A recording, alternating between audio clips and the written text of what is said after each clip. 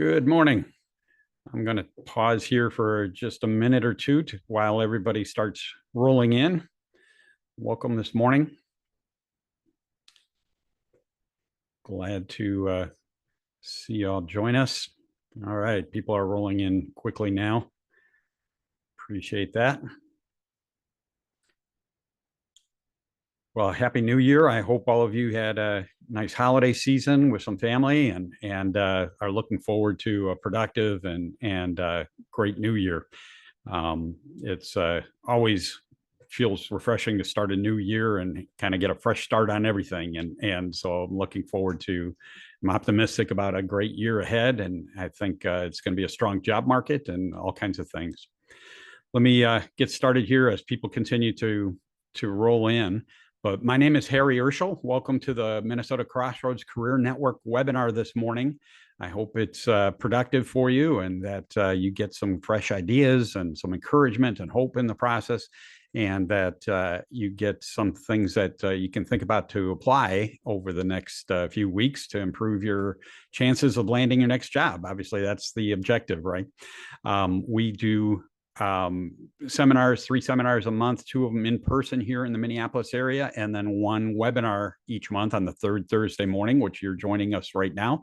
And hope you continue to do that. At the end of Nirav's presentation today, I'll do an overview of everything that we have available through Crossroads and encourage you to take advantage of as much as you can to get plugged in and be able to get the help and resources available to you for your job search. I know you're all here primarily to hear Nirav. He's joined us online. He's going to have a great presentation, but I got a couple of things I want to share, some thoughts here and reflections here for a moment. And then I've got a short video that I hope is going to be encouraging for you. And then Nirav will come online and join us with his presentation. It's, I know many of you are from other parts of the country, so things may be, weather might be a little bit different wherever you sit, but I'm just encouraged that we've gone through multiple days here of near 0 temps and below 0 temps. And today it's 32 when I got up this morning. So that's a huge improvement and feels balmy outside. And so I hope you all enjoy a day here. I understand it's supposed to get back down to 0 again here in a couple of days. But, part of our hope with Crossroads is that along with helping people succeed in their job search, we also talk about bigger issues and point people to the hope and encouragement of Jesus Christ.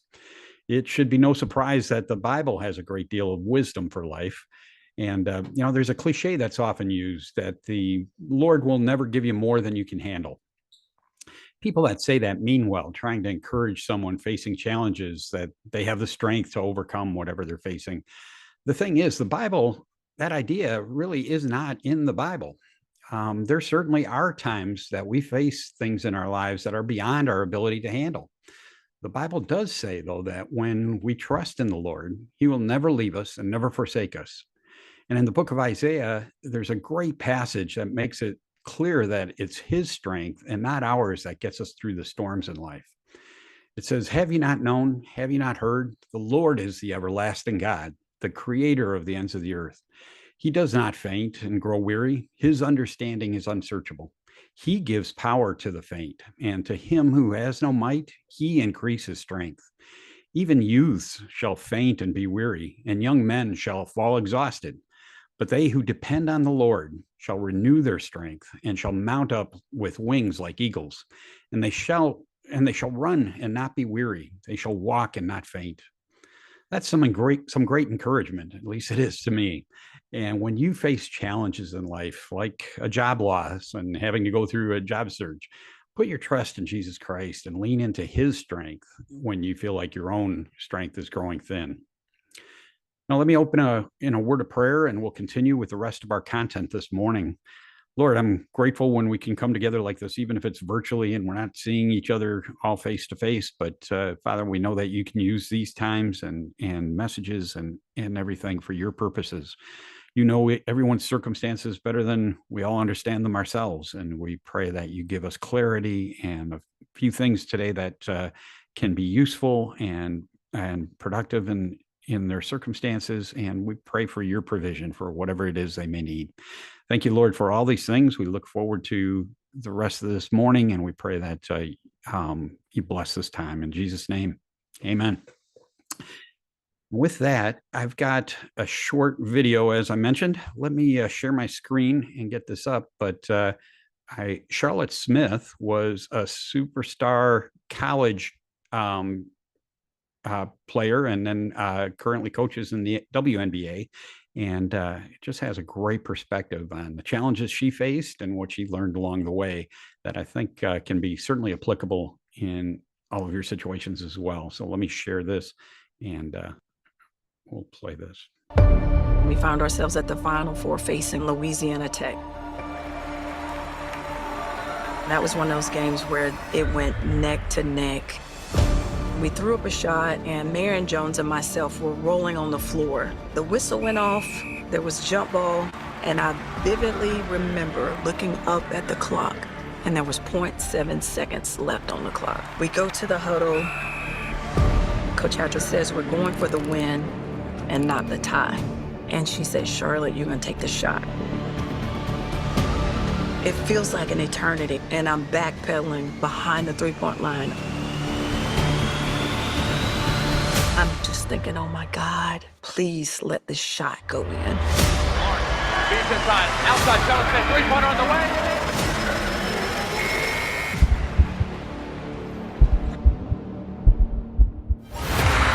And we win a national championship.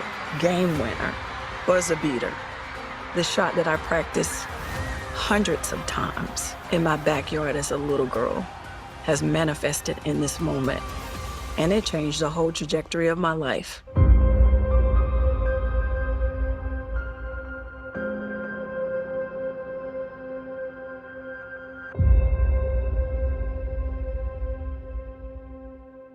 Well, I was born and raised in Shelby, North Carolina.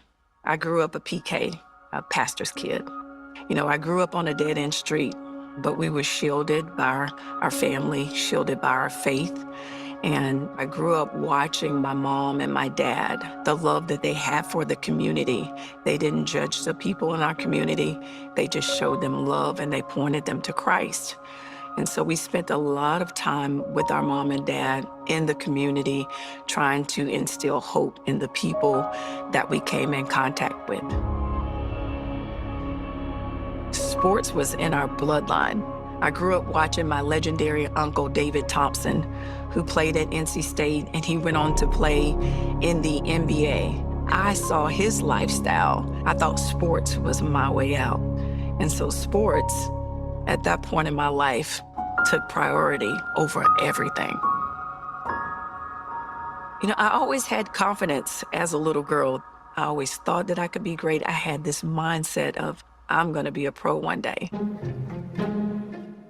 I idolized Michael Jordan. I wanted to be like Mike. I wore the number 23. I wore shoes that were too small, simply because I wanted to wear Jordans, Air Jordans. And when I found out that Michael Jordan went to the University of North Carolina at Chapel Hill, I knew that's where I wanted to be. One of the things that drew me to the University of North Carolina was Coach Sylvia Hatchell. She was a woman of great faith, and I knew that I wanted to surround myself with people with like mindsets, and like mindsets in terms of faith. She believed that we could become national champions. Beats inside, outside, Charlotte Smith, three-pointer on the way, it is good! We spoke it every single day in the huddle, national champs. We believed in the power of words. We believed in the power of our works, and so we wanted to put the work in, and we did that in a matter of 3 years. Are the national champions. And it's like when you experience those euphoric highs, you want to try to recreate those things. During that time frame, I didn't really think a whole lot about my spiritual life. Yes, I was saved. I accepted Jesus Christ as my personal savior, but I never thought about meshing and mixing the two, sports and ministry. So it was kind of like Jesus was in my back pocket at that point in time. There's a lot of temptations, a lot of distractions. Unfortunately, because at that point in time, I wasn't strong enough in my identity. I fell into a lot of sexual temptation. I failed to live up to the standards of what it meant to be a Christian. Yeah, I professed to be a Christian, but behind the scenes, I was doing a lot of things that I knew that my parents wouldn't approve of, and I knew that wouldn't make God proud. I felt lost. I felt lonely at times. I amassed all of this worldly success in terms of being the Rookie of the Year, All Conference, Player of the Year, winning a national championship, hitting a game-winning shot. I went on those euphoric highs through worldly success, but still there was something missing inside, a void. My career as we know it is over, and I'm thinking about what am I gonna do? There were no professional leagues here in the States. And so I took my talents to Italy, where I played professionally for the first time in a foreign country. And it was the first time that I was away from my family where they couldn't get to me. It was a very valuable time in my life because I really took time to dig into the Word of God. I transitioned to the ABL, the American Basketball League, and played professionally there, and then on to the WNBA. And I remember trying to recreate those euphoric highs. I wanted to be a WNBA All-Star. I wanted to be MVP. I wanted all of those accolades because those accolades led to the applause. Those accolades led to acceptance. And year after year in the WNBA, I would fall short of my WNBA wish list. Finally, you hit that brick wall where you surrender to God. And you realize that, like, He is my hope, He is my joy, He's my peace, and He is the love of my life. And I just remember feeling like Holy Spirit was speaking in that moment and saying, "What have you done for me lately?" There comes a point in time where you have to make a decision. Are you gonna give God your whole heart and fully surrender? And it was after like a lot of heartbreak, I decided to redirect my focus. And so I would sit down and study my Bible. I would write devotionals. I would put those devotionals in the lockers of my teammates. I had some really challenging times in the WNBA. I wanted to give up, but I knew that I had a greater purpose, and that was to serve God. I grew closer to the end of my professional career. I still didn't know if I wanted to coach at that point, but I said the only way that I'm gonna know is to give myself to it. When I became the head coach of Elon University, my goal was to put Elon on the map. The first year we won regular season championship, conference championship. I was coach of the year. Euphoric high, once again. And I'm thinking to myself, how is it that I can feel like I'm in a dark place? I remember waking up the very next day, and I just felt like Holy Spirit was whispering to me, I want to be the one that fills you, that completes you. All of these things that you're accomplishing, these things fade, but I want to be your eternal hope and your eternal joy. We live in a generation where it is all about ourselves and doing what makes us happy and what pleases us and what brings our flesh joy. But it's all about living for God. It's all about being a light for His glory. You know, I tell my players all the time, sports is not life. It's a part of life. And the sooner that you can understand that, the easier it is to take hold of your true identity. And there is this merger of sports and ministry. There is no separation. It's my faith, sports, always.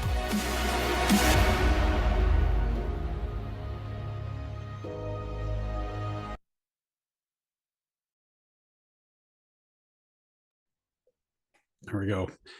Quite a story. And I think when we put our faith and our lives in proper alignment, that more things tend to fall into place. That doesn't mean life will be easy and everything just works out exactly as you plan, but it does mean that your priorities are right and that you're going to be able to find greater joy and peace in your life than depending on what's happening to you in this world. with that, I'm really glad to be able to introduce Nirav Sheth. He has spoken at other Crossroads events for us and did a tremendous job. And I think people walked away with a lot of great help and insight into their situation and how to move forward. Nirav has great leadership experience in medical device companies, like small ones like Medtronic, and grew his career there for over 20 years and into a director level position. Eventually moved on to Smiths Medical into a general management role. And the last several years, he created a consulting organization called Stratosphere, where he does leadership development and coaching, executive coaching, helping companies with greater leadership development and business development, and and brings a great deal of wisdom and help in all kinds of different situations. I'm really glad to have him present this morning, and I know you'll get a lot out of it. I'm Nirav, glad you're here, and the next hour is yours. For each of you, if you have questions or comments along the way, please type them into the chat box, and we'll read them as we get a chance with Nirav, and we'll try to have some time at the end for Q&A as well. So Nirav, go ahead. Thanks for joining us today. Thank you, Harry, and welcome to all of you. I'm glad you were able to join early morning, at least in some part of the country. I don't know which part of the country you are in, but it's wonderful to have all of you here. So I'm going to share my screen.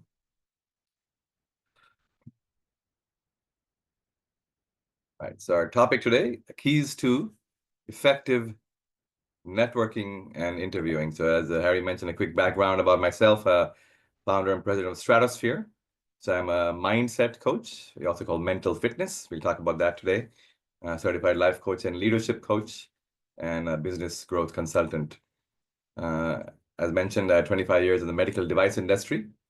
So at Medtronic, primarily for 23 years in different roles, business strategy and marketing and program management, and a general manager, a company called Smiths Medical, which is now ICU Medical.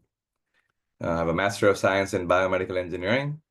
I serve on the board of 2 different nonprofits, and I also teach meditation as a volunteer, which is something which is a passion of mine as well. So with that, let's get started with you.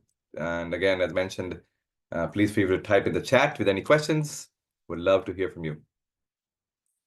So what I'm doing essentially is helping individuals grow as part of either navigating a job transition, which is what we're doing here, or creating a positive mindset, dealing with anxiety and stress, improving confidence, as we say, imposter syndrome. That's a big part of what I help individuals with, improving focus and performance, and enhancing relationships and reducing conflicts. And finally, defining purpose and passion in life. So those are kind of some of the ways I help individuals. And then from a corporation standpoint, I help them with their strategic planning, which is my business growth consultant role, improving leadership skills, enhancing team performance, improving organizational culture, enhancing collaboration and reducing conflicts at work, and then developing a marketing and growth strategy. So, and finally, I also help nonprofit boards with culture and effectiveness to better function as a board. So those are some ways I help corporations.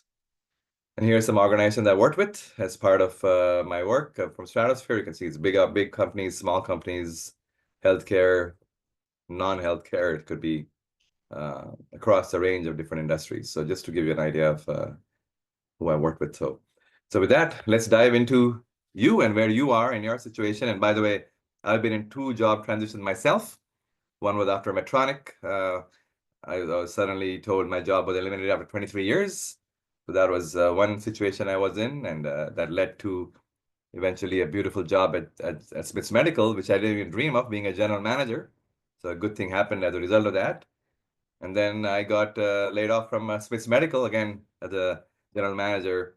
They removed the GM roles and gave me another opportunity or a package. So I took the package, and essentially that led to me starting my own business. So just to give you the hope that essentially transitions happen, it's normal, and always good things happen as a result of that. So if you just keep that faith and resilience, which is kind of what we're going to talk about today, I'm a living example of that, where, yeah, tough things happened, but at the same time, it led to good things afterwards. So what are some of the challenges you are facing during your career transition and job search? And again, would love to hear from you in the chat. to just share some of the examples of thoughts you're facing around this situation, and then what are you facing specifically with our topic today of networking and interviewing. Okay, so would love to hear from you. Again, type in the chat some challenges you're facing in your job search and some challenges you're facing with networking and interviewing. So hopefully we can address that today as we go through our discussion.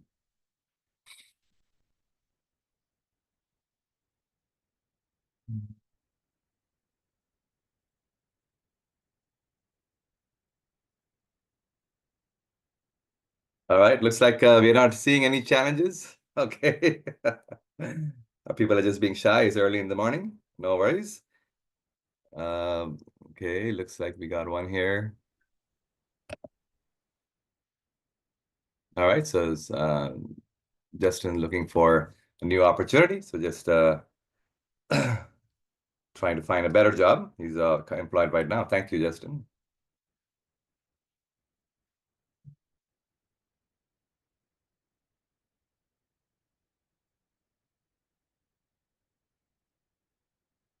Started the process of building a target list.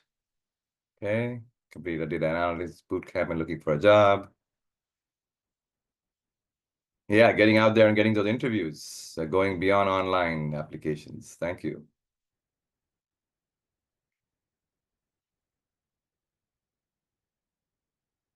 Again, I'm seeing some of you already starting the job search before you are laid off, and that's a good thing always.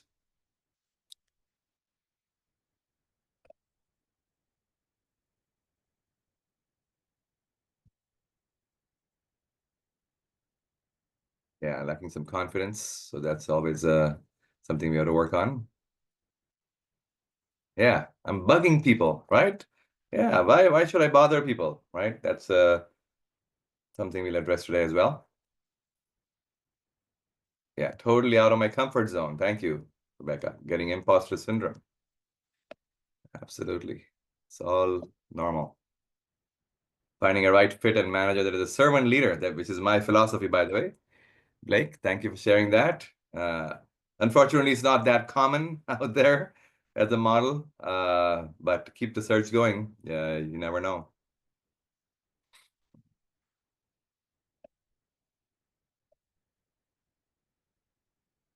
Yeah, 5 interviews so far, but no job offers.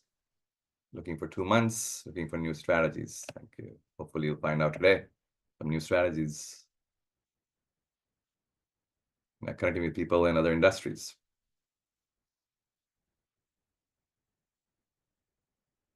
Thank you for all your thoughts. Appreciate that. Again, part of this is you hearing from other people will also help you in the process too, because first of all, you're not alone, right? And secondly, some of the challenges you're facing are also not unique to you. So hopefully that helps you be more resilient as well. The rebuilding phase.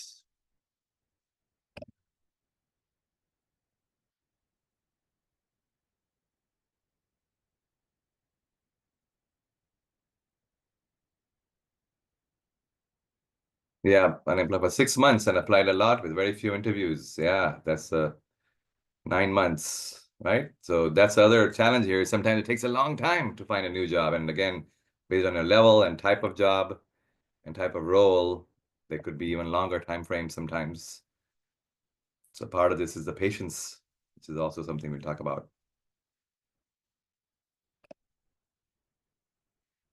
Yeah, ghost job postings in my search process. Exactly. That's something which is you gotta be careful of. How do you know if it's true or not, right? Awesome. All right. So again, thank you for sharing those, and hopefully we'll address many of these challenges as we go through our discussion today. So let's continue on. So our agenda, I'm going to talk about mental fitness, which is the #1 key, the key foundation for effective networking and interviewing. So if there's anything which is common to help you address and deal with both these topics in a positive and effective way, that's mental fitness. So that's something we'll cover today, which is kind of the main thing I want to share. And then of course I'll cover additional strategies beyond that for effective networking as well as for effective interviewing. Okay. And then, of course, we'll have a Q&A at the end. So let's talk about mental fitness first. And so what does that mean? It just means creating a healthy mind. We all know what physical fitness is. Then we all know it's good for all of us, not just for some people.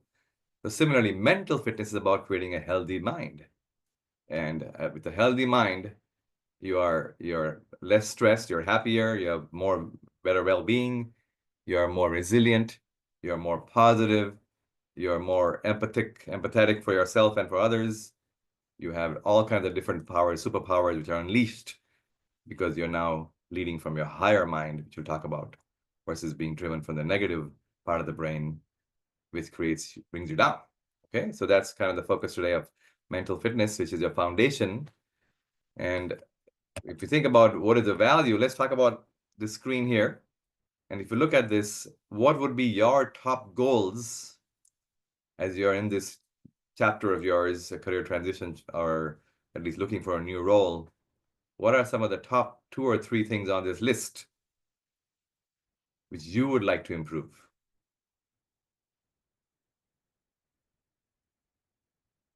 And again, feel free to put in the chat. I'd love to hear from you, your top 1 or 2 goals from this list.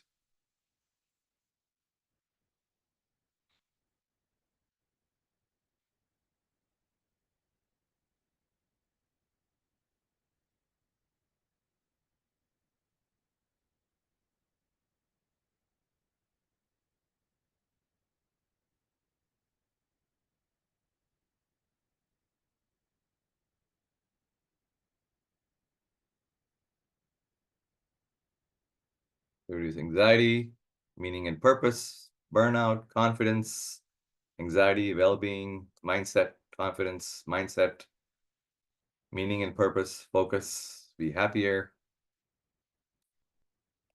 meaning and purpose, stress and burnout, confidence, mindset, sharpening skills, resilience, meaning and purpose, anxiety, stress, confidence. The top line is all me. Okay, Paul, good. That's right. We get in our own way sometimes, right? So confidence and resilience, improve performance, reduce anxiety, improve relationships, new skill sets, performance, confidence. So hopefully this helps, because what I'm talking about today, the mental fitness, is going to help you with all of these things. And that's the beauty of this work, okay, is everything on this list actually can be improved with some time and effort put into it, of course. All these areas can be improved. And that's why this is really foundational work for better networking as well as better interviewing.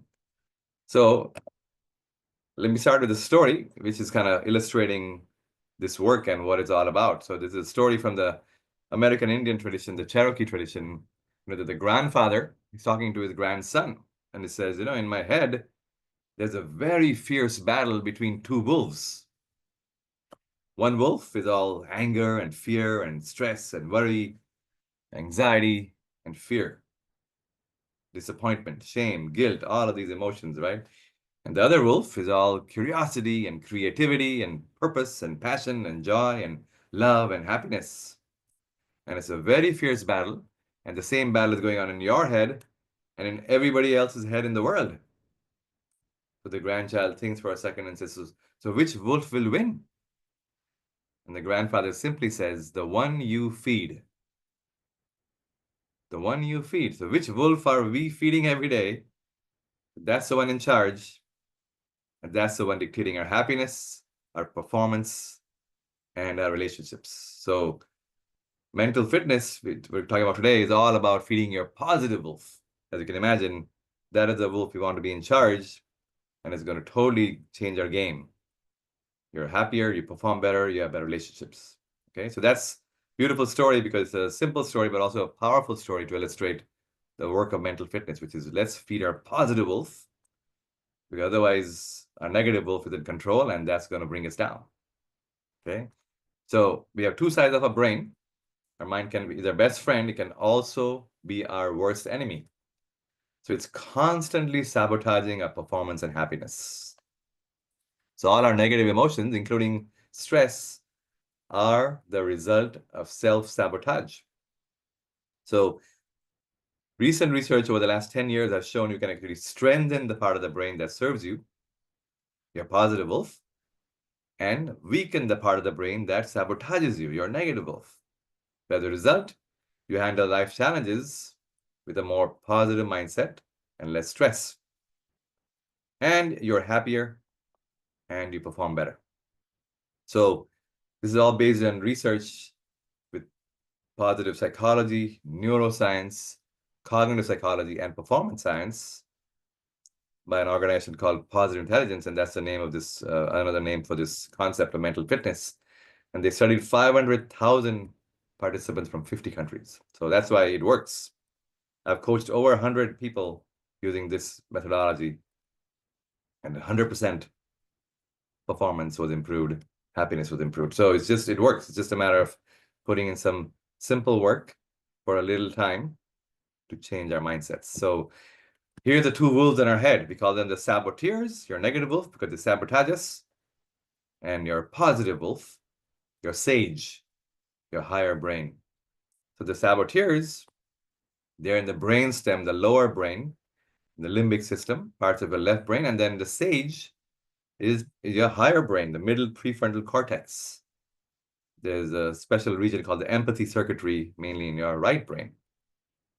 So saboteur-driven performance is motivating you through negative emotions, fear, stress, anger, guilt, shame, insecurity.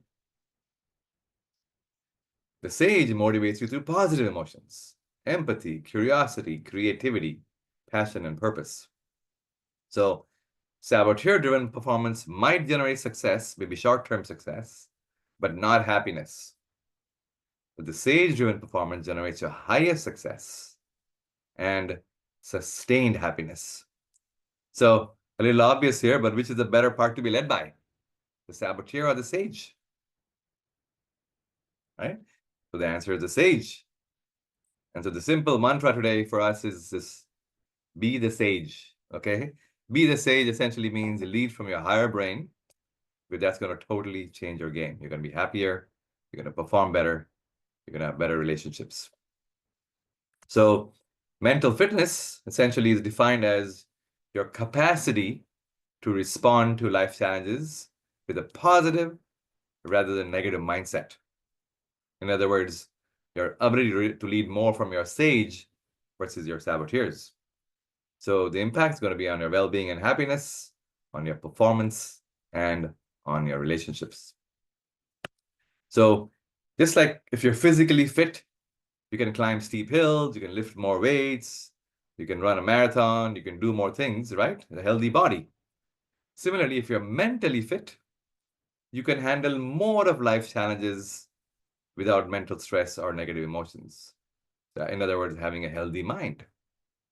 So just like physical fitness is for everybody, not just for some people, mental fitness is for everybody, not just for some people. We can all get better so we can handle more of life's challenges in a positive way. Because one thing we cannot eliminate from our lives is challenges, okay? But what we can do is how we deal with it. So that's where mental fitness comes in.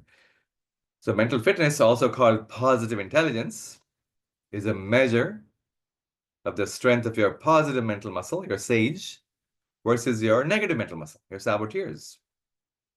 So this measure of your mental fitness is also called your positive intelligence quotient, or PQ score, okay, or mental fitness score. And both of these things we can actually understand, and actually the quick assessment we can do, and it'll tell you your PQ score, or mental fitness score, from 0 to 100. So for example, if your PQ score is 60, that means 60% of the time you're in sage mode, and 40% of the time you're in saboteur mode.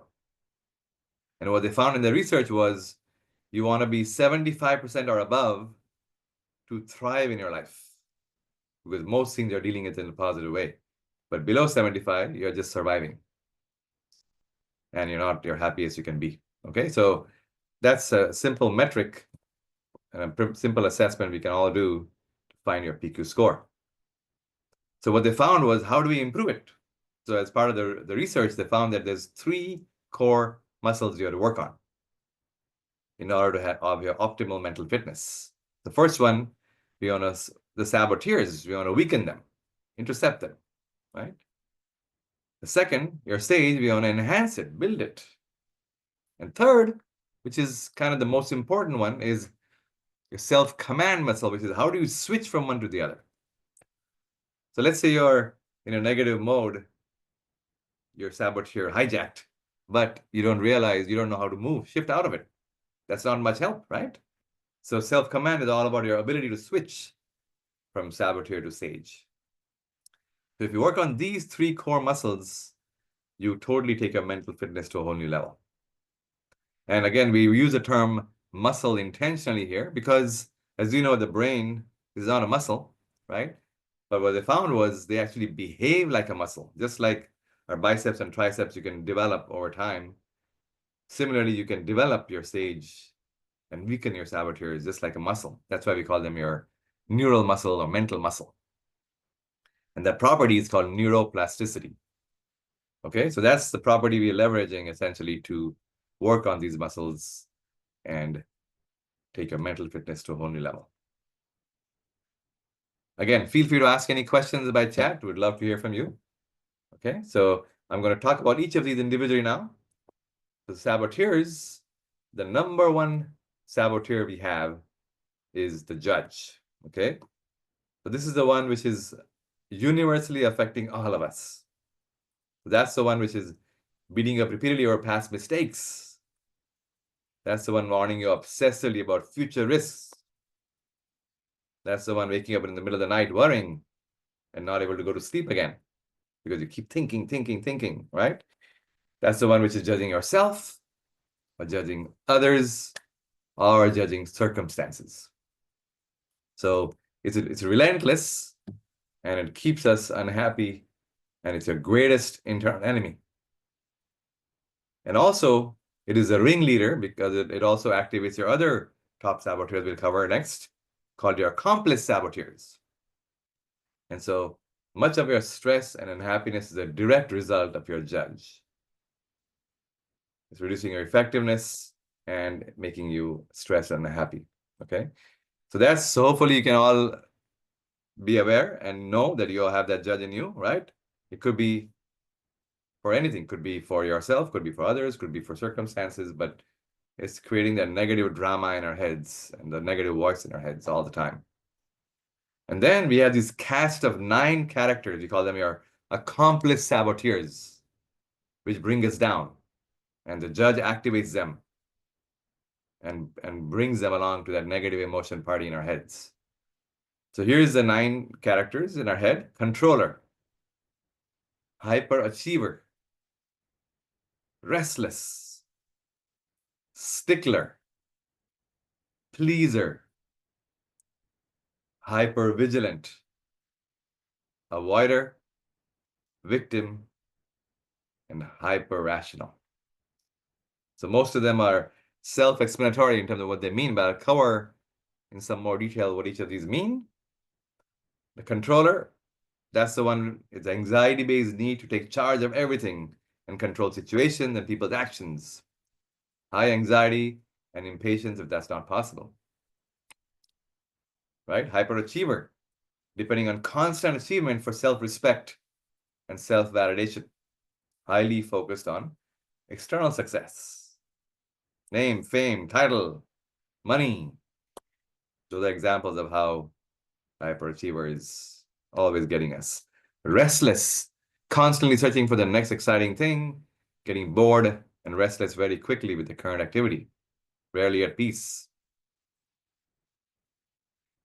Stickler, perfectionism and a need for order and organization taken too far. Okay. Pleaser, always trying to gain acceptance and affection by helping, pleasing, flattering others, losing sight of your own needs and becoming resentful, especially when people don't reciprocate to all the wonderful things you've done for them. Okay. Hypervigilant, continuous intense anxiety about all the danger, what can go wrong, always worried about when's the next shoe going to drop, sky going to fall. vigilance that never rests. And then avoider, focusing on the positive and pleasant things, avoiding difficult tasks or difficult conversations or conflicts. Victim, emotional and temperamental as a way to gain affection and attention, focusing on internal painful feelings all the time. And then last but not least, hyper-rational, always focusing on data and logic, even for relationships. So it can be perceived as cold or distant or intellectually arrogant. So together with the judge, these 9 characters are the ones who are bringing us down, our saboteurs. So again, there's a quick assessment we can do, and I'll be happy to share a link with anybody interested, which will tell you your top saboteurs and how they hijack us and bring us down. But I would love to hear from you. What do you think your saboteurs are? Just to create that self-awareness.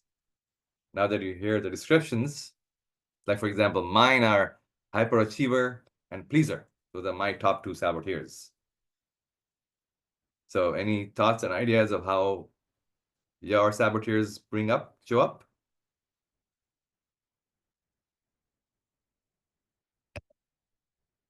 Avoider, stickler, pleaser. We all have them. Hyper-rational, pleaser, avoider. Pleaser, avoider. Stickler, hyperachiever, looks like, right? Okay. And sometimes they lurk right below the surface. It's hard to even pinpoint them until you do the assessment. So judge we don't even bring up in the assessment because it's so universal. So we all know we have it. We don't even test for it, okay? But we test for the remaining 9. Stickler, avoider, pleaser, okay? So you can all see how these saboteurs create stress in us, especially during this job transition, right? That's a wonderful opportunity for these saboteurs to hijack us and bring us down, right?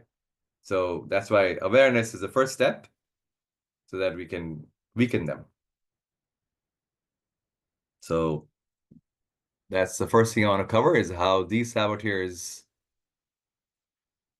can hijack us and affect our well-being, mental well-being, our improve stress, and be totally affecting our relationships at home, at work, wherever we are, and can be affecting our performance.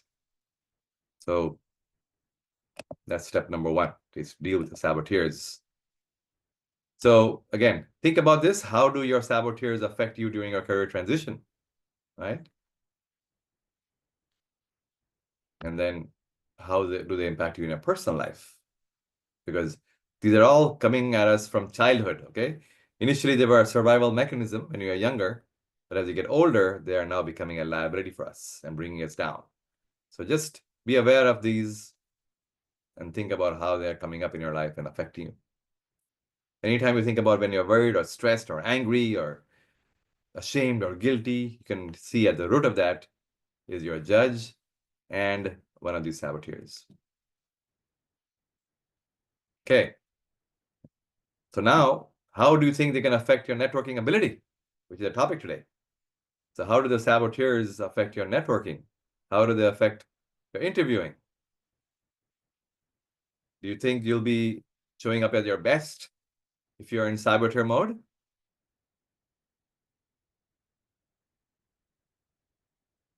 So yeah, just think about that. Are you in saboteur mode or sage mode, especially when you're networking or interviewing? Because it's going to change how you are performing in those areas.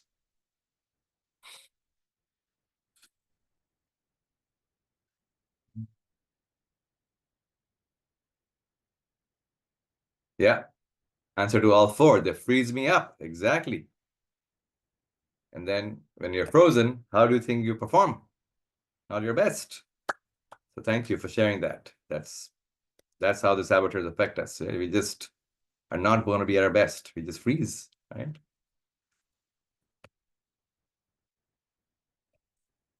So now let's go to the other part of the brain, the sage. So this is the part of the brain which creates positive emotions.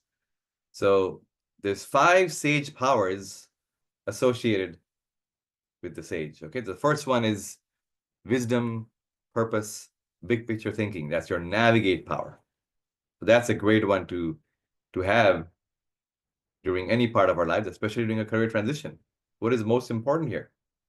What do I really want, right? Love or empathize power.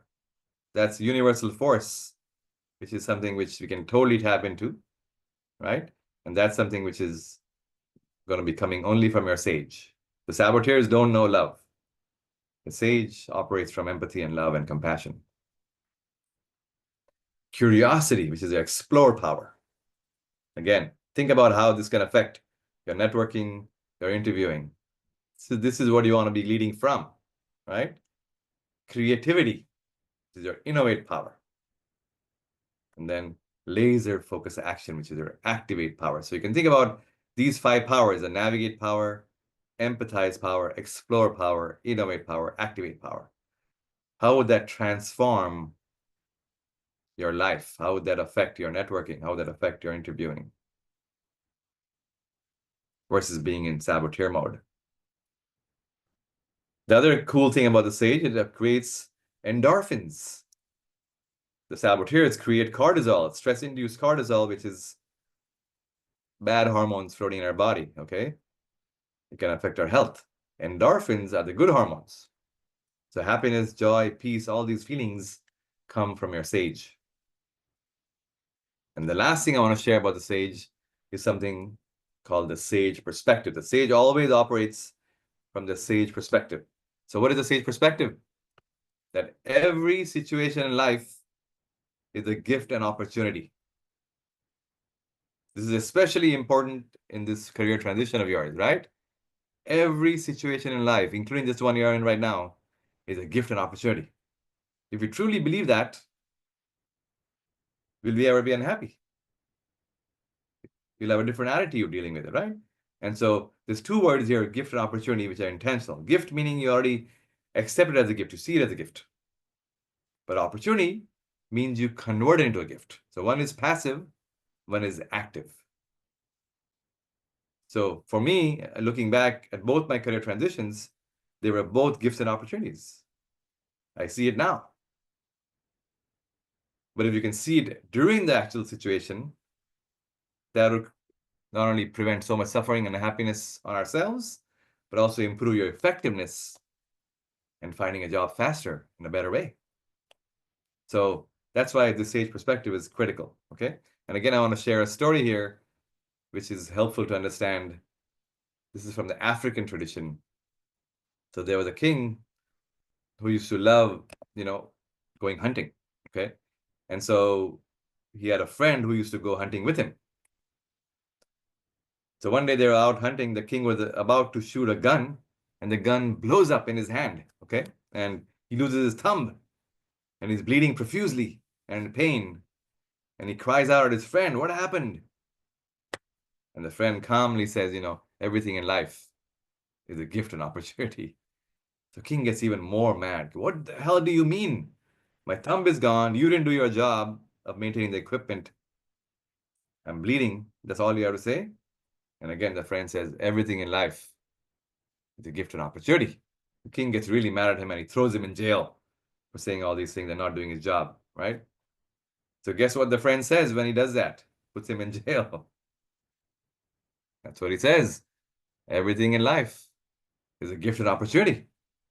So king just shakes his head, rolls his eyes, and says, "Oh my God, this guy's lost his marbles," leaves him in jail and goes back to his palace, okay? So now a couple of years go by now. He's out hunting again, and he gets caught by all these tribal people. He finds himself tied to a tree, and there's this huge pot of water boiling next to him, and they're doing this sacrificial dance around it, and he realizes he's about to be sacrificed. So he's sweating, totally nervous, praying to all the higher powers to save him. And right before the big dunk is supposed to be happening, one of the tribals comes to him and said, "Hey, I just need to make sure you're fit for the sacrifice. A quality check," okay? So he inspects him from top to bottom. And he says, "Uh-oh, I'm sorry, you failed the test. You're missing a thumb. We need somebody who has all the body parts for the sacrifice. So they release him, they let him go. So now the king, of course, he gives a huge sigh of relief from his life being saved. And then when he gets his senses back, he suddenly remembered what his friend had said, that everything in life is a gift and opportunity. He said, you know what? Because I lost my thumb that day, my life got saved today. So it was a gift, right? So suddenly now he feels bad about putting his friend in jail. So he runs to his friend and tells him the whole story. And again, the friend says, everything in life is a gift and opportunity. But the king says, but aren't you mad at me for putting you in jail all these years? Then maybe I should have given you a kingdom or something for that gift you gave me, right? So again, now the friend says, okay, let me explain this to you. Let's say you had not put me in jail. Then I would be hunting with you. We would both have been caught. You would have failed the test, but I would have passed the test.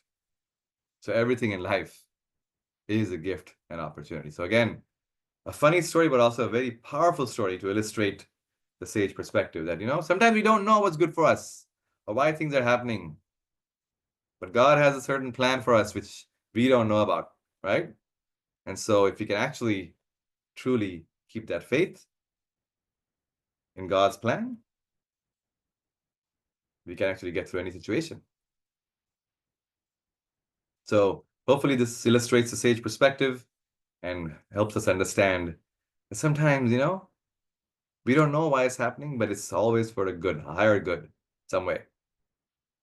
And sometimes we make it a positive, and sometimes we just see the positive right away, either way.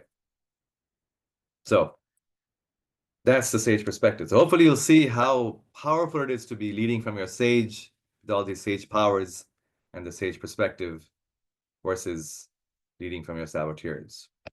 So now let's talk about the third power, which is your self-command, okay? Which is how you switch from one to the other. But before we do that, let me just have you ask the question, how would your sage affect you during a career transition? How would all these sage powers and the sage perspective affect you during a career transition? How would it affect your personal life? How would it affect your networking ability? And how would it affect your interviewing ability?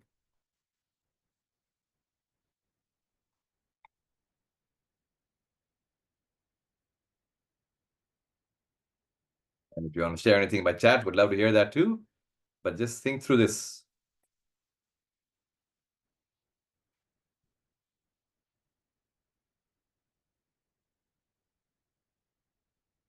Yeah, story of Joseph from the Bible. Yeah, thank you for sharing that. It's an opportunity to recenter your identity. Absolutely.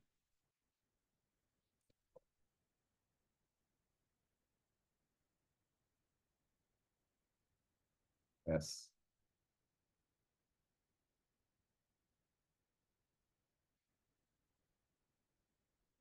Yes, opportunity, not defeat.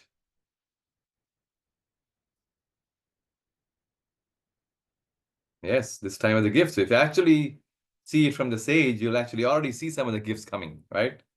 Maybe it's spending more time with the family. Maybe it's figuring out your next career path.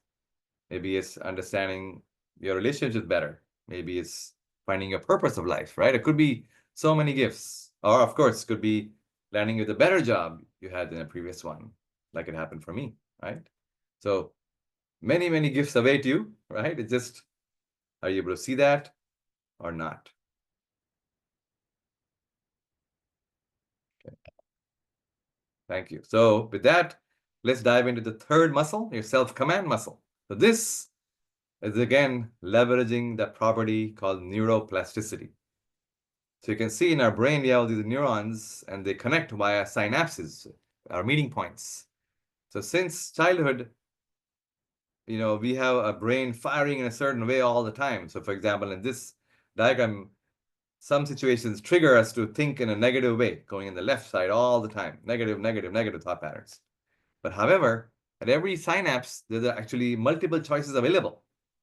So if we are able to actually pause at that point and then switch to the other side, That's how you're able to shift your mindset.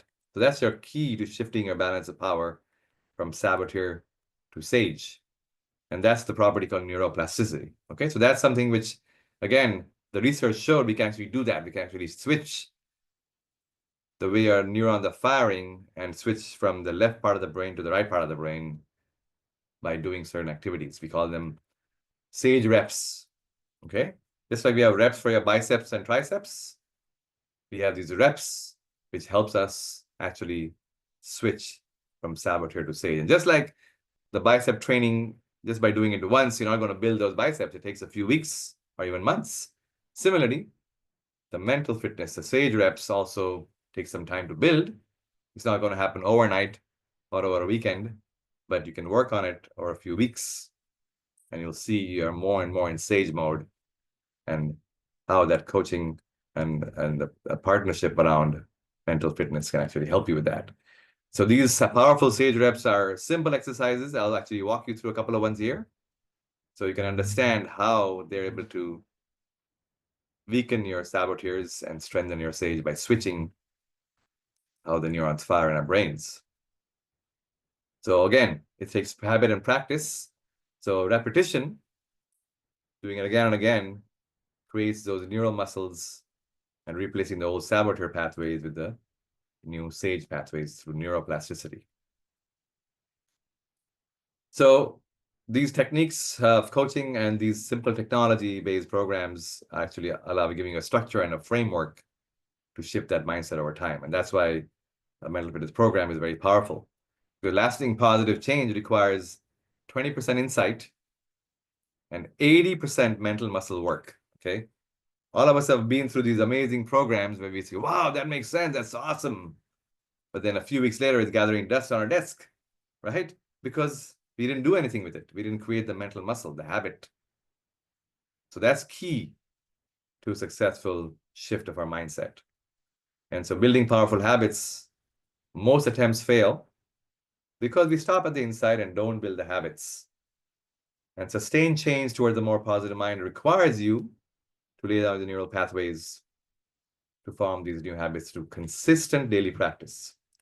So that's why the mental fitness program for Stratosphere helps you in creating a positive mind and enhance your happiness, your performance, and your relationships. So I want to just walk you through some examples of these sage reps to help you understand the power of self-command muscle, of this neuroplasticity property of our brain.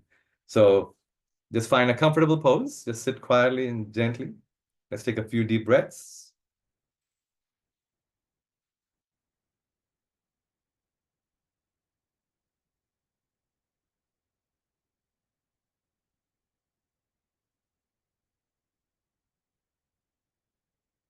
Okay, now gently rub your thumb and forefinger and feel those fingerprints on both fingers. Keep your full focus there.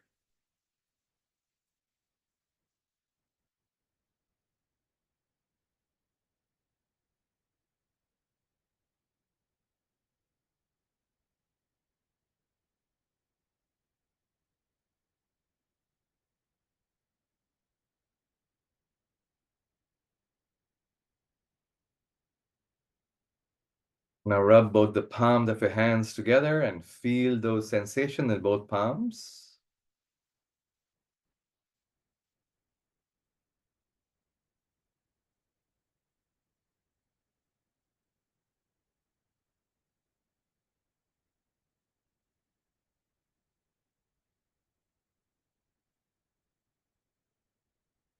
Now put your left hand on your stomach and feel that gentle rise and fall with each breath.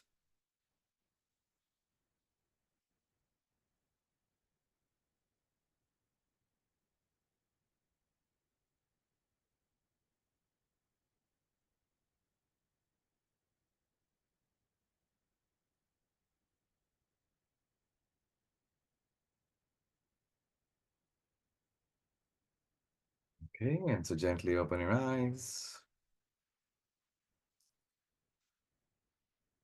How does that feel? Just by doing that, you're a little calmer, a little bit more focused, a little bit more in sage mode. okay? And a little bit weakening of your saboteurs happen right there. So just by doing that every few hours, resetting your mind so it doesn't go into those spiral and negative thought patterns, you can actually slowly shift your mind from saboteur to sage. So that's just an example I want to share with you, which will be helpful in this journey and this process to get you to a higher mental fitness. So you can almost feel that over the Zoom channel here, right? A little bit more calmer, all of us. And so we have so people interested in diving deeper, we have, free resources available to you. I have a saboteur assessment, so which will tell you your saboteurs. I have a mental fitness assessment, which will tell you your PQ score. And then for a deeper understanding of your saboteurs and sage and how to develop your mental fitness through a more structured program with a trained coach, I do have a program. In fact, I have a steep discount for people here in this group. So if you're interested in something like that, please reach out. Be happy to help you with a more structured way to help you with all these things just by weakening your saboteurs and strengthening your sage. Now you can see how all these incredible things can happen just by doing this work.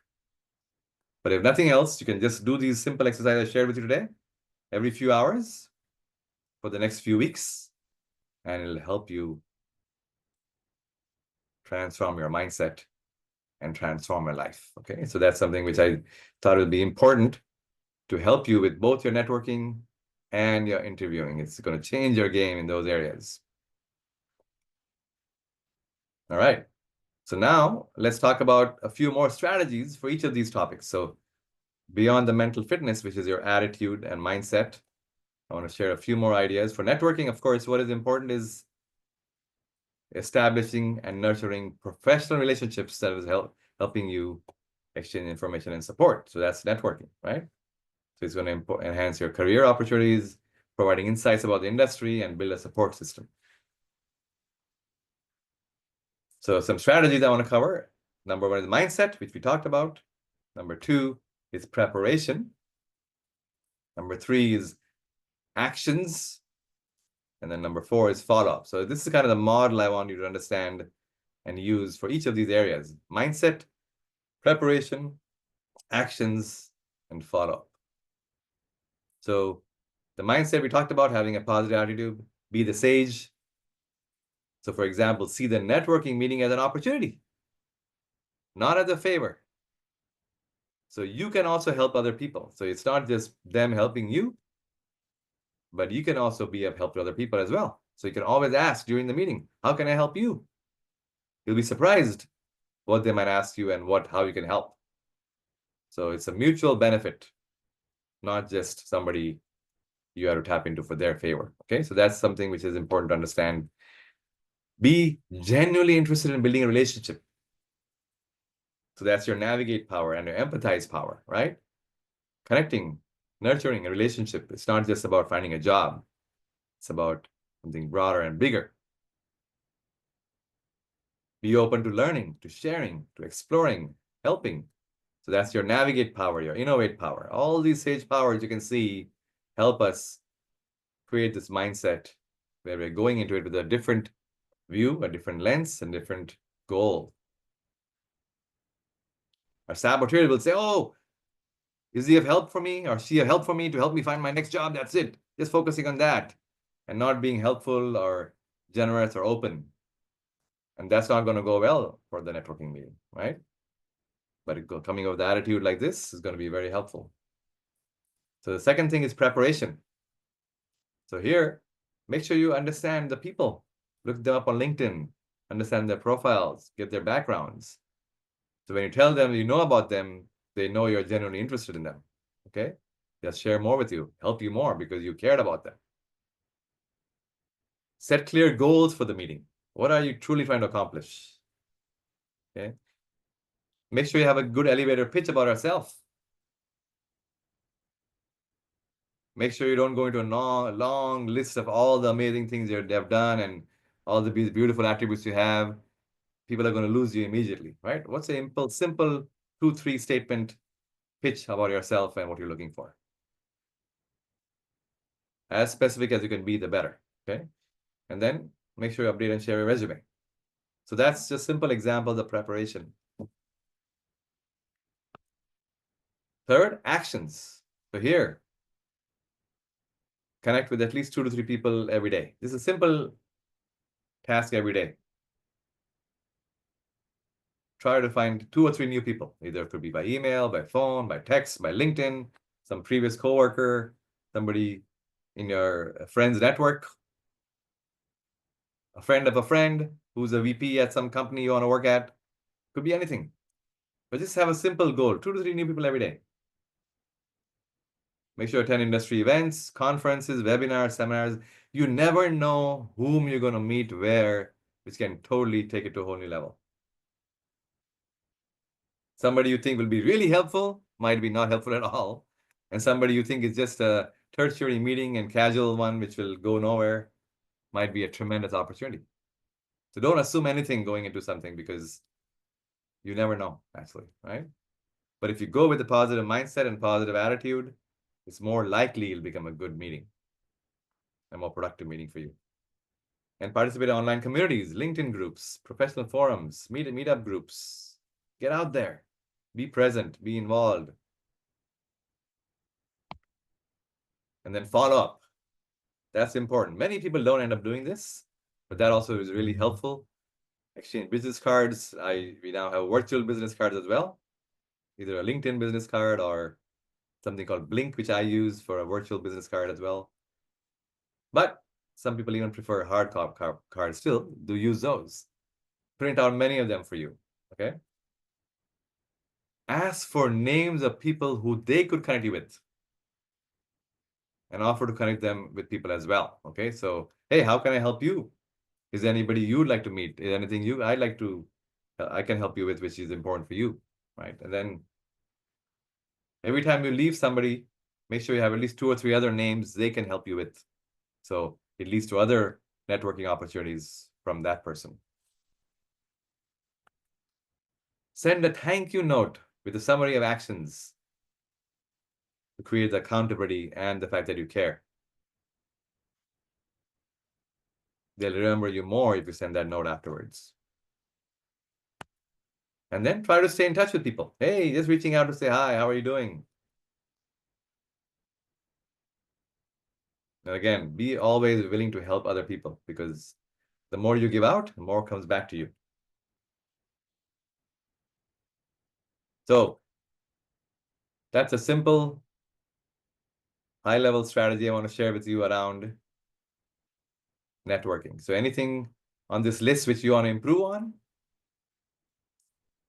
just note down a couple of things from this list I shared with you about how you'd like to improve your networking. What will you change going forward from this list? Okay.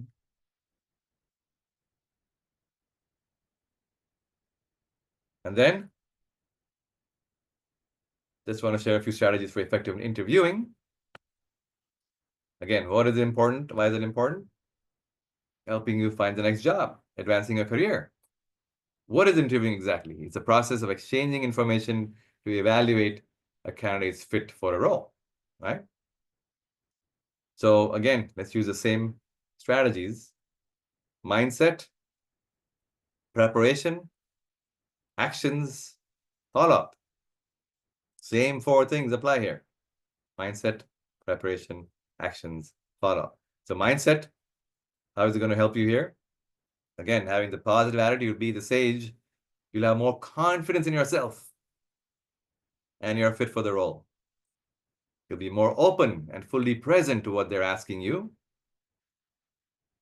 And all those 5 sage powers will help you answer the question in a better way. See the interview as a learning opportunity and a gift itself.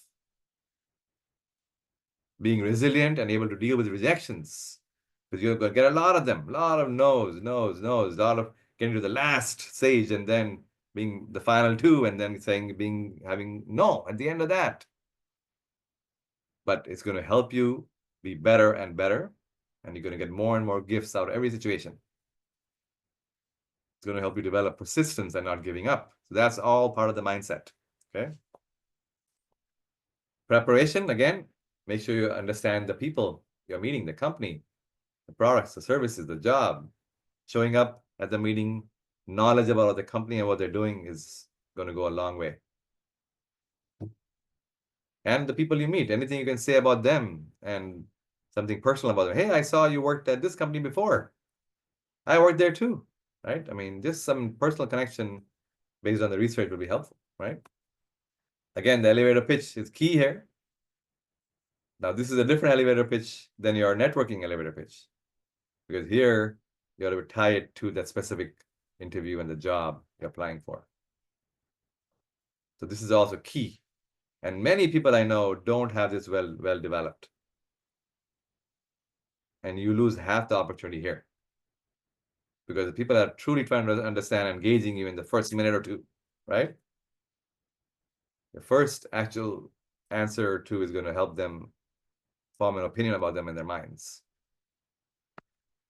SOAR statements, these are important. You may have heard about these things.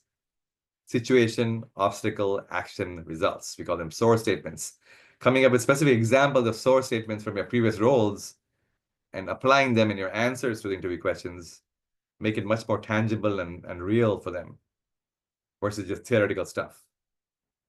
I did this and this, which helped the company with this and this, and therefore I got this and this. So just going through some examples help them develop confidence in you and a better fit for the role they're looking for. And then note down questions about the role, culture, growth opportunities. Again, sometimes people don't do this very often, but even the questions you ask say a lot about you and your skills. So that's all part of the preparation. Actions, again, practice your answers to common interview questions. Actually sit in front of a mirror or with a friend or trusted colleague. Have them ask you the question and you go through it, practice it. It does help. Practice your response to the tell me about yourself question, right? Your elevator pitch. Mock interview with a trusted friend or coach. And then last but not least, a follow-up. Send thank you notes within 24 hours. Reiterate key points from the interview and your interest in it and the fit for the role. This is an opportunity to, again, tell them why you're amazing for this role and much better than anybody else. Plus any actions you may have had during the interview, you can reiterate those here, there as well. Any further information they've asked for, like documents or resume or cover letter, whatever, right? Make sure you send that out too. And then ask them, when can you expect to hear from them? So again, think about what I shared here. What would you like to improve in your interviewing skills and strategies? What changes will you incorporate going forward?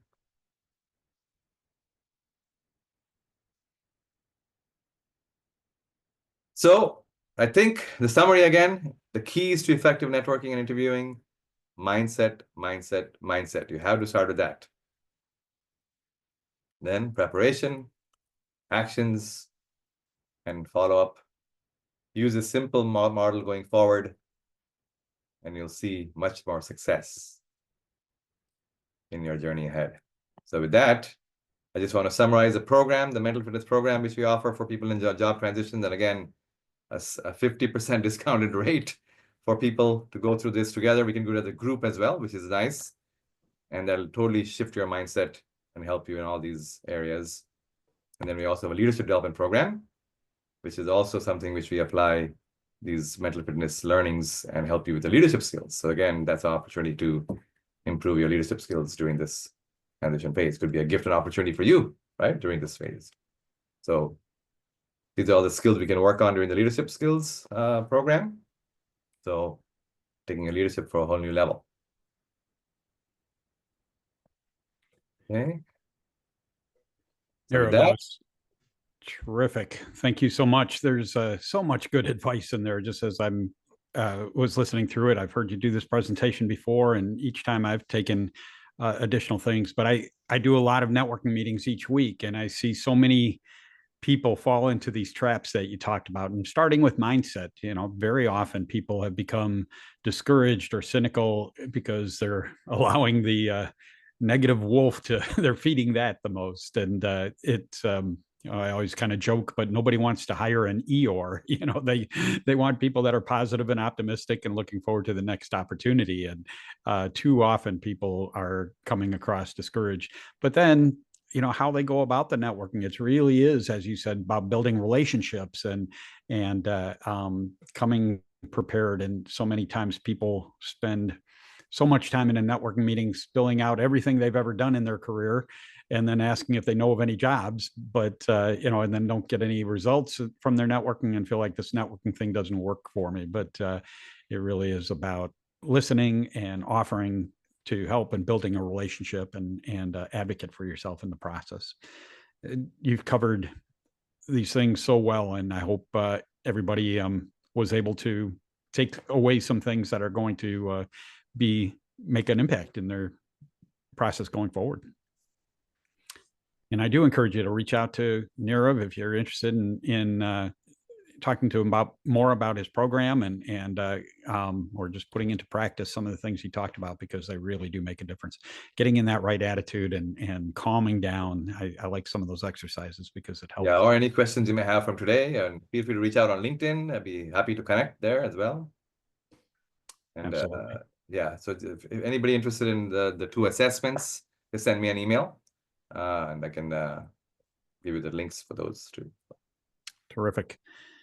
Nirav, thank you so much. And I want to do a quick overview here of all the other things we mentioned or that we offer through Crossroads. But I hope this was, as somebody wrote, I feel enlightened. Thank you. I think that's exactly right. I think there's a lot of great wisdom in all of this. So terrific. Nirav, thank you. Let me share my screen, and I will, as I mentioned, run through other opportunities that are available to you through Crossroads, and really encourage you to take advantage of as much as you can, because it's going alone in this process, and staring at a computer screen all day is incredibly discouraging. And I certainly don't want people to do that when they can get help in ways that will make a difference and move this process along faster. Many of you have already seen it, but if you haven't, everything we offer through Crossroads is on our website at mncrossroads.com. And spend a little time perusing all that's available there. Certainly all the events we have coming up are listed and with times and dates and how to participate. But and I'll run through some things that are available. But there's a great resources page. We have a job board. There's a number of companies in the area that know what we do, that they know there's great people that participate in Crossroads, and they post jobs on our website, and they keep posting because they get good results. They hire people from off of our website, and our job board on our website is the most visited page on anything we have available on our website. And so check it regularly. I mean, obviously it's not as populated as Indeed.com, but there are a lot of great positions that get posted there. Interesting enough, it's the state of Minnesota that posts more positions than any other employer, but I'm not sure how that came about, but I'm grateful for them. But we have a lot of different companies that post opportunities and things available. So check that out and take advantage of everything you find on the website. Our cadence each month in terms of what we offer through Crossroads is in terms of presentations like this is the first Thursday of each month is in person at Grace Church in Eden Prairie. And that is a full day, or not a full day, but several hours of available things for you there. So first we have a seminar presentation similar to on some job search topics, similar to Niro speaking today. Then we have our networking group, Networking with Grace. I'll describe that more in a little bit here, but they meet from 9 o'clock till 11. And then we have, following that, Brad Markwell comes in and he talks about financial considerations during a job search, because there's a lot of things that kind of get thrown up in the air when you're in a job search, and he can give you some insight and advice there. But we also have typically a micro job fair. We might have 1 or 2 or 3 companies that come in that talk about opportunities and are willing to meet with you to briefly talk about opportunities they have going on right now. So take advantage of that on the first Thursday of each month. You know, it used to be that was the only thing we did in Eden Prairie on the first Thursday. And we got people that visited us for those meetings from all over the place, came down to Eden Prairie from St. Cloud and from Stillwater, even Eau Claire, and up from Mankato. And so I thought for every person that comes that far, there's others that would come if it wasn't so far away from them. So we tried expanding through different parts of the metro. And so right now we have a meeting also in Woodbury on the second Thursday evening of each month. We have a speaker there as well. And then the third Thursday morning is this online webinar that you're participating in now with the third topic each month. So all the details are on the website with schedules and locations and how you can participate. So check that out on the seminars page. On a weekly basis, there's multiple ways you can plug in. One is our Networking with Grace group, which is pure networking, sharing contacts and leads and ideas with each other. And Wes Tang on our team leads that and does a tremendous job of helping everybody come away with something each month, each week. And the way they operate is the first Thursday of the month is in person at Grace Church in Eden Prairie, but every following Thursday each month is online through a Zoom meeting. And so it becomes easier for people that don't live nearby to participate as well. But particularly when you have target companies that you're trying to pursue, they do a tremendous job of helping people find contacts and people to reach out to and perhaps get some introductions, et cetera. And so take advantage of that as often as you'd like. I encourage you to do it each week, because the more you get known by others in the group as well, the more they're able to help you, and you can get better results as time goes on. So first Thursday, as I mentioned, is in person. Every following Thursday is online. And so they'll be kicking off here online in 10 minutes at 9 o'clock as well. You do need to register for the online sessions through the website. And so you can find the details there on how it works. We have one-on-one coaching available. If you want to talk to one of our volunteers about any aspect of your job search, there's a form online to fill out a request, and one of our coaches will reach out to you to set up a phone conversation or a Zoom meeting or something. And you can talk about your resume. You can talk about an interview coming up. You can do mock interview practice if you want, how to network better. Or for very many people, it's just kind of talking through their situation, getting some fresh ideas and advice, and some encouragement along the way as well. So whatever works for you, you can take advantage of that as anytime and as often as you'd like. So you can find the details for coaching on our website as well, and fill in the request form there. Big believer in the power of prayer and getting spiritual support in this process. I think it's so critical. As most of you have understood already, it's an emotional roller coaster. Much of that was talked about with Nero's presentation too. And I think getting some spiritual support in the process is so important. So we do have a prayer request page. We have people on our team that loves to pray for you, and they'll pray about your specific request. Or if you think like that you need to meet with somebody to talk through kind of your situation and the emotional challenge you're going through with this, we have a team for soul care as well. And you can see the details online and request to meet with one of our team about that. The meat and potatoes, or bread and butter, or however you want to put it, where we can provide the most in-depth and ongoing help is through our online classes. And we start a new class each month.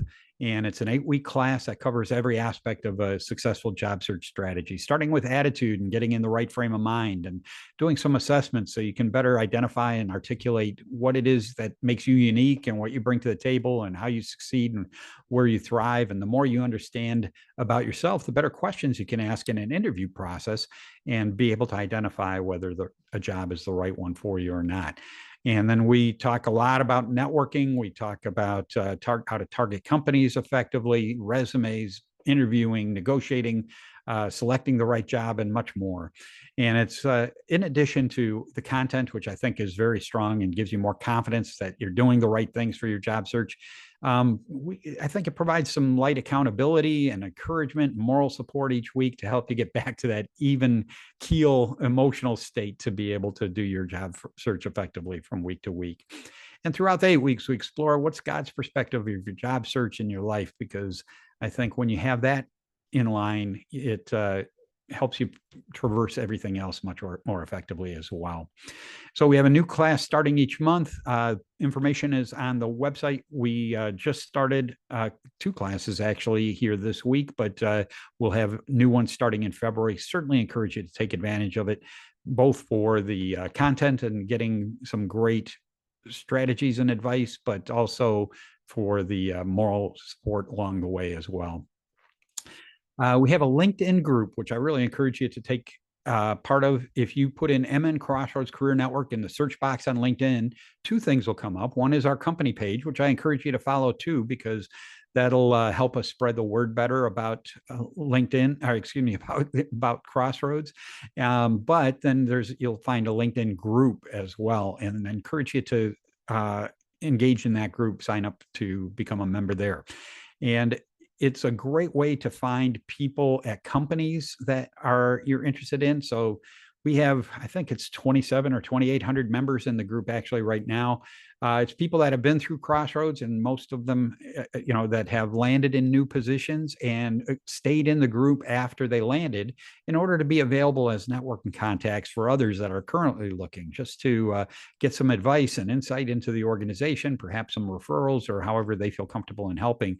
And so you can look through the membership and see who's working at companies that you're trying to pursue, and reach out to them for any advice. And then it's a great way to give back after you've landed in a job, to be available for others to reach out to you as well. In addition, there's all kinds of great information that gets posted, sometimes jobs that get posted at people's companies. And so take advantage of the LinkedIn group as soon as you can. This webinar and all the webinars we've done in the last several years are all posted on our YouTube channel. And so if you put MN Crossroads Career Network in the search box on YouTube, you'll find us there. And there's all kinds of great topics that you can find to review. Skip Nelson on our team, he always jokes about curl up with your significant other on a Friday night, pop some popcorn, and watch job search videos. You might want to find something a little more exciting than that, but there's a ton of great content on there, so I encourage you to check it out. I just want to acknowledge we have actually over 45 people that volunteer with Crossroads in one way or another. Nobody's getting a paycheck. Everybody does it in order to offer their expertise and help and their heart for helping people in this process. And so I'm just grateful for all of them. It enables us to do all the different things we do with Crossroads, and it's makes it a robust way to get move your job search forward in all kinds of ways. And so I'm just grateful for all of them that participate in some way. If you don't have a church home, I encourage you to visit one of our churches on a Sunday morning, whether in person or you can stream them online. Grace Church in Eden Prairie or Woodbury Lutheran Church, the websites are there. Check out the details of when the services are and how you can take part in it. And certainly they each offer great teaching, but I think also the sense of community and building relationships where that can provide you with spiritual and moral support in the process as well is so critically important. And each church has a number of ministries that you can get help in all kinds of areas in your life. Our next Crossroads event is in person at Grace Church in Eden Prairie. Thursday morning, February 6th, will feature Jennifer Radke, who owns NISM, National Institute of Social Media, and she runs that, but she's going to talk about auditing your personal brand online. When people look you up, whether they Google you or look you up on LinkedIn or anything else online, what kind of brand are you portraying out there? And she'll give you some great insight and ideas on how to make that as professionally positive as possible so that people view you positively, obviously. And encourage you to join us for that. And then that same morning at Grace, we will have the networking group in person, micro job fair, and the financial considerations for your job search opportunity as well. So hope to see you at some of our other events. I'm glad you participated here this morning. I hope it was worthwhile for you. And hopefully you don't need to take advantage of our other events, that you land a job here pretty quickly. Actually, I've seen a great deal of activity already happening early this year. And so I hope that all carries over for each of you and things progress for you quickly. Thanks for joining us. See you again. Have a great afternoon, and take advantage of the other things in Crossroads.